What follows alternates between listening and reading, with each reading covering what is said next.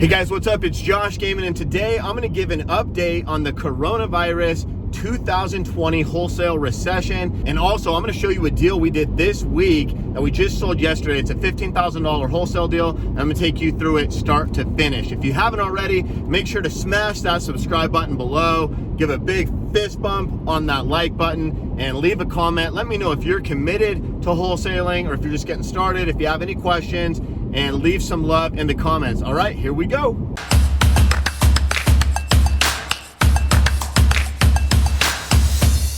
All right, so the corona recession seems to have been more of a blip than anything. Now I'm in Phoenix, Arizona, and I've said, as I've given updates the whole time of this coronavirus pandemic, that different markets could be reacting differently, and I don't have a crystal ball that shows what's going to happen in the coming weeks or the coming months. All I can do is forecast based on what we're currently seeing, which is all about supply and demand, and comes down to inventory. So if you don't watch the inventory levels in your market, you want to start doing that, both on the wholesale level and the retail level. Now the retail level, if you're a realtor, it's really easy to do, and that's another one of the awesome tools you have in your belt if you do have your real estate license. If not, get with the realtor who can give you constant updates on the inventory. This is something I look at not only monthly or even weekly, but I actually look every single day at the inventory. So for example, I can tell you that in the last 7 days,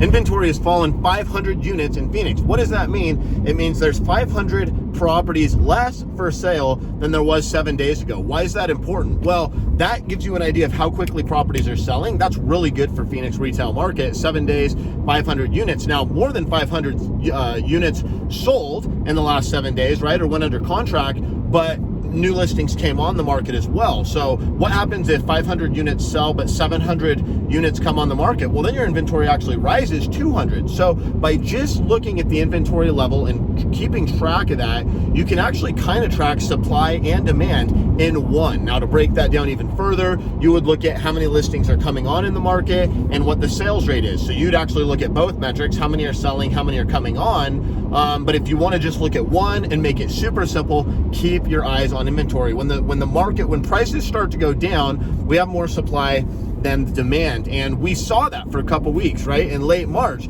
the inventory shot up like 1,500 units pretty quick, and it had been in a downward trajectory. The market was super hot here in Phoenix. Corona came, boom, inventory skied up. Everybody kind of froze for a couple weeks, and then inventory kind of crept up, but not too much. It leveled off about 5-6 weeks ago. I'm not in the office where I tell you exactly how many weeks ago, and it's been down since, and the last couple weeks have been big jumps. We're down 1,500 units in 5 weeks in Phoenix, and to give you an idea, there's only just under 13,000 houses on the market. So if you look at it as a percentage, that's a pretty big deal, and that's signs of a healthy market. Well, if you're a seller or if you want prices to go up. Now, I've talked about before, sometimes I kind of selfishly want prices to go down so I can buy more rental properties, right? So you can make money in either direction. But what's important right now is buyers are buying, and there was that same blip when inventory was going up.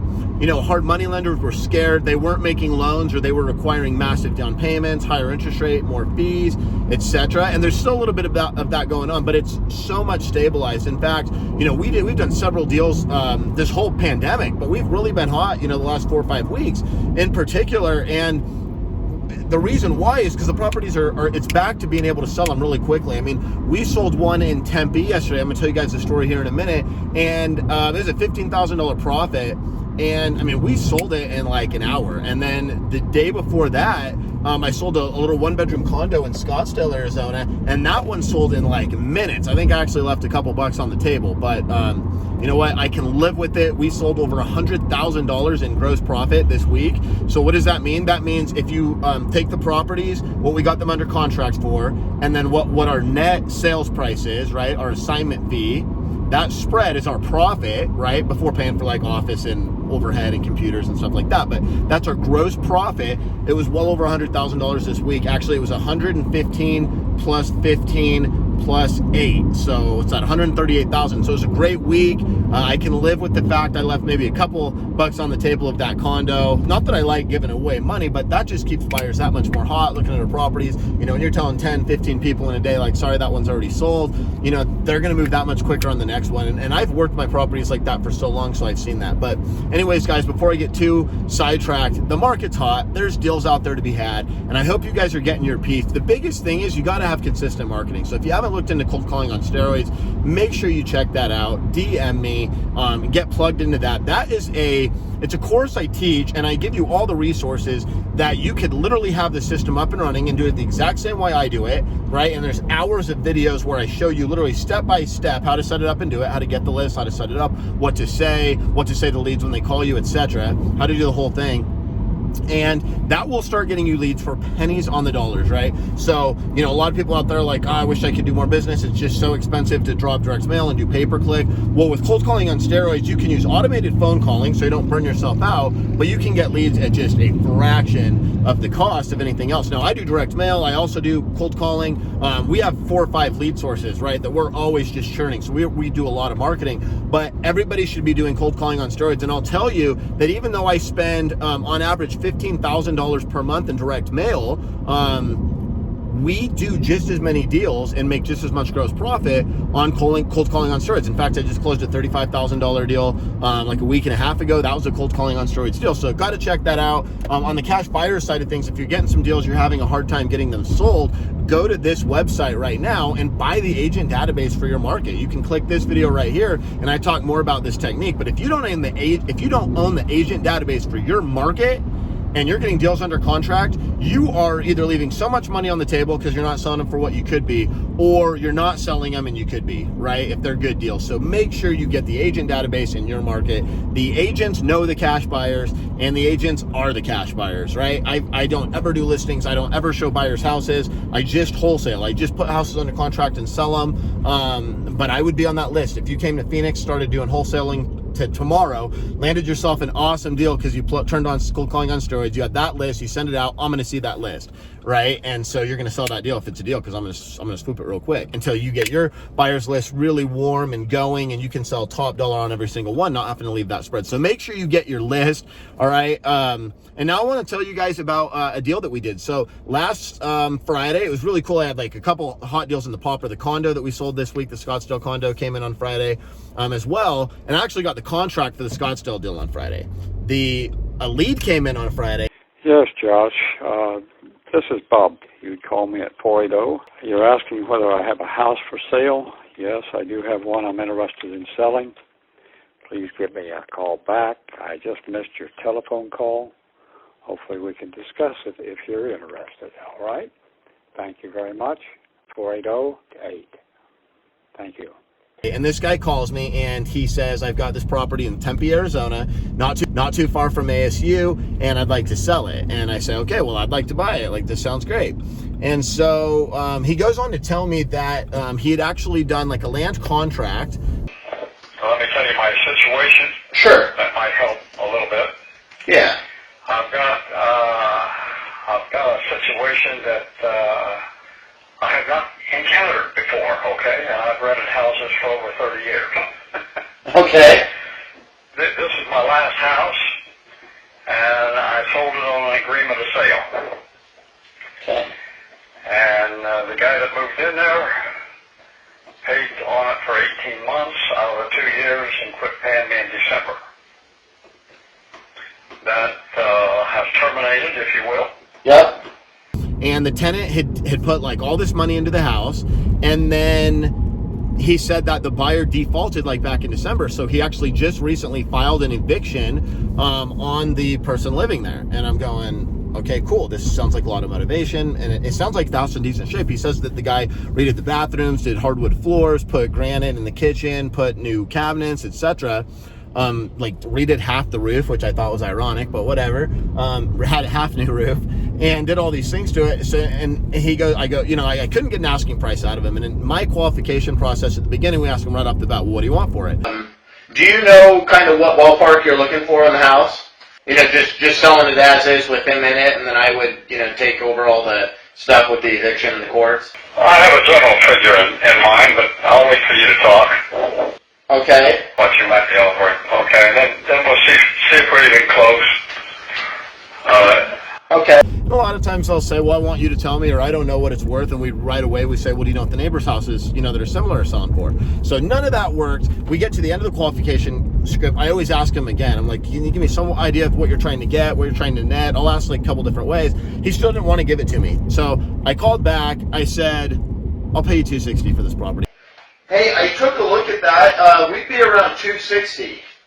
I looked at the quick comps. I was like, ARV is probably close to 400. Now, a lot of the comps had pools and garages. This one didn't, and they were actually going a little higher than height. They were going like low 400s. But I knew, I'm like, even if this house is like somewhat updated and whatever, like it's got to be a steal if I can get it at 260, right? So he ended up calling me back. He says, well, let me think about it. And that's always a good sign. When you make your first offer and they go, let me think about it, like that is a great sign.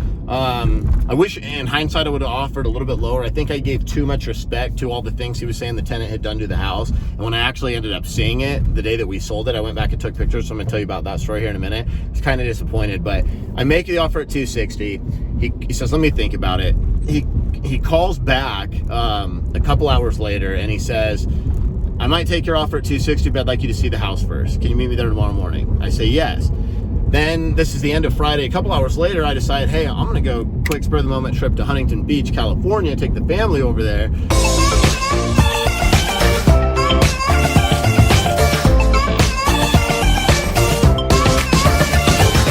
So I go to the beach. So Saturday morning, he's like, I'll call you with what time, or he's like, I'm gonna be there between 10 and 11, he said, doing some yard stuff. But then he ends up calling me at 9:30 Saturday morning. Now I'm in Huntington Beach. We had driven out there Friday night. He calls me and leaves me a message. He says, hey, I something wasn't working with my yard thing. I ran home, but I'll swing back over there. I'm 15 minutes away. Let me know when you're on your way. So I call him. I say, hey, it's actually gonna be my partner, Brandon. No, Brandon's my sales manager. I say, Brandon's gonna meet you out at the property. I had something come up with the family, so I'm not able to be there, but it's just me and him, we're partners, so he's good. I wanted to build all that credibility. You don't want them to think like, oh, I'm not talking to the decision maker, et cetera, especially since it was so important for this guy to see that, to see that we actually know that we saw the house. We're not just making a blind offer. So, because I love to do deals over the phone, but sometimes they just want you to see it before they're 100% comfortable with signing. So I build up Brandon. So, he's my partner. In fact, I say, it's kind of funny. I say, Brandon probably knows houses better than me. He's usually more the hands-on guy once we own the houses. So it's probably better that he takes a look at it. So Brandon actually ends up texting me after he goes to the house. And he's like, I think the guy thought I was like an electrician or like super handy or something. I was dying because Brandon's like me, we know houses, right? We're selling them every single day. We're the proponents, but me and Brandon ain't going to go fix no air conditioner or furnace or like put in new cabinets. Like we don't touch houses. We sell houses. All right. So it was funny, but anyway, so Brandon goes over there. He voice texts me, says, it's pretty clean. A lot of stuff's been done to it. It's just not really finished. So he goes, I got it. He goes, so I think we're good to go. So I send the guy the contract from Huntington, and the guy calls me back, Saturday. He wanted a couple like little minor changes to the contract that really didn't mean anything. But basically he just wanted to make sure that we weren't going to like, he wanted to like solidify that like it was going to close on that date, which it already had the closing date, but he wanted to like add in, like if it doesn't close by that date, he has the option to cancel. And he tells me, he's like, I don't want to cancel, but I want to, he's an old investor. He'd done different rental properties before and stuff. And he's an older guy, but anyway, so we're like, whatever. So I put that in the contract. I sent it over to him. He signs it. But now we're like, well, crap, how do we get in the house? Because he's going through the eviction with these tenants. And he had actually told me that he didn't know if the tenants would be able to let us into the house on Saturday. He's like, but you'll be able to at least look through the windows. And so Brandon gets there, and there was the tenant, like the tenant's son or something, and then the owner, Bob. And Brandon gets there, and he's like, not sure who Bob is. He's like, hey, Bob. And then Bob's like, oh. So he ended up, we kind of lucked out because he had called that when he said his weed whacker wasn't working. And he was like, oh, they also put like window coverings on the inside. So I don't know if we'll be able to peek through, but I don't know. But at least if you guys come over at least to the outside, I'll feel better. So Brandon went over there, and they were there, and he actually did get inside. But now we get the contract back the next day or later that day. And I'm like, well, crap, now we've already seen the inside. How are we going to get pictures with this whole, the tenant? And like, Brandon said it was super awkward when he was there because there was like this like frustration between the tenant and the owner. The owner's like, I put all this money into this house. You're evicting me. And the owner's like, you defaulted on the agreement. I want to cash out and be done with this house. So we're like kind of in the middle of it, but that's what provided an opportunity. We got a good deal. And so I'm like, crap, now how are we going to get pictures? So we tried to figure that one out. So Monday we call the owner. We're like, hey, can we get a key, or can you like arrange access for it? And he's like, well, you guys already saw it. I don't want to do anything with it. We're like, crap. All right. So Brandon literally goes out there. The people aren't home. He grabs a bite to eat, 'cause it's like a half hour from our office, goes back to the property, ends up talking to him. They actually give him a key. They say, we're going to be out tonight. So we're like, oh my gosh, this is such good news. So they give him a key. The lights are still on, so he's able to get decent pictures, but they have just crap everywhere. So the next morning we need to blast it out. This is now yesterday. I'm like, I've got a full file. I've got pictures, so thank goodness I can sell it with pictures. But the pictures, like there's crap all over on the inside, and we don't have any drone shots. So I go out yesterday morning at like 8 a.m. I drone it, and I'm going to get inside, and I'm hoping that the people are gone now, because they had given him a key and they said, we're leaving tonight. But so it's now the next morning, and I get there, and their RV is sitting in the front yard with the door open, and I'm like, crap. But I'm about to go home, and I say, you know what, screw it, let me see what I can do. I walk up to the RV, I say, hello. They say, hey.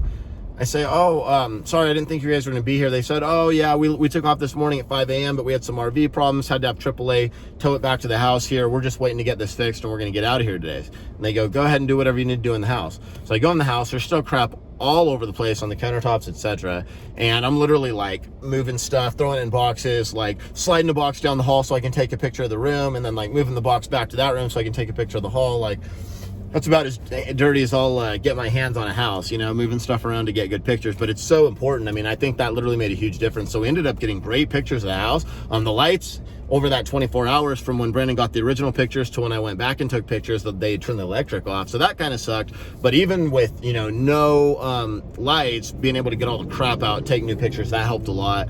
And I sent this one out, and it sold. We made $15,000 on it. It actually sold twice. The one guy bought it. Said he wanted it. I sent him the contract. 15 minutes later, he texted me. He goes, whoa, you want 10 grand down?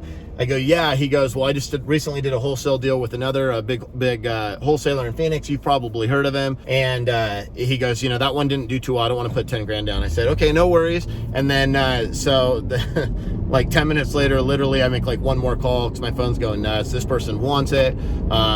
So we sold that one. So we bought it for $260. We wholesaled it for $275. I wish I would have hit it at $240, $250 after I saw it, because like I said, I gave a little too much credit to the updates that he said the tenant had made. But whatever, it was what it was, and we'll take $15,000 on a deal. It was awesome.